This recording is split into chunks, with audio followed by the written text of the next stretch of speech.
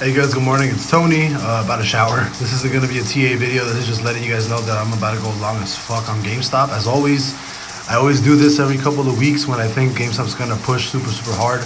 I think we're going to push right now. Again, you have to close at 1950 or above. This little red dot has to be created. I'll probably make a video a little bit before market close today. But again, every single time you close the perfect entry, you run within a month or so, 24 to 34-ish, so $10 run.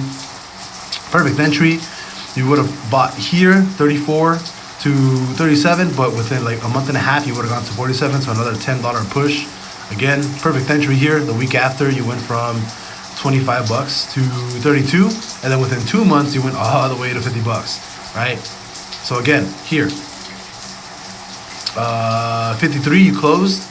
2-3 weeks later, you would have gone to 63, so $10 push again, right here.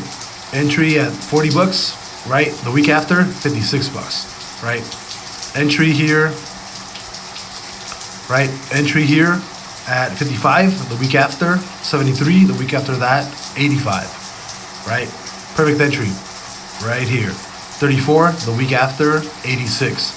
So we close this bullish week within a month or so. I do expect us to move at least $10. So I would not be surprised to see the top of the range of like somewhere between 28 to like $34. That's probably going to be what I'm going to be looking for. Somewhere between like $28 here all the way up to $35 within a month and a half, maybe 2 months. But as of right now, if this closes, I do think we're going to head back up roughly to this area within 2 months, or possibly even next week. We might even see a $10 push from today to sometime next week, maybe between Monday, Tuesday, Wednesday.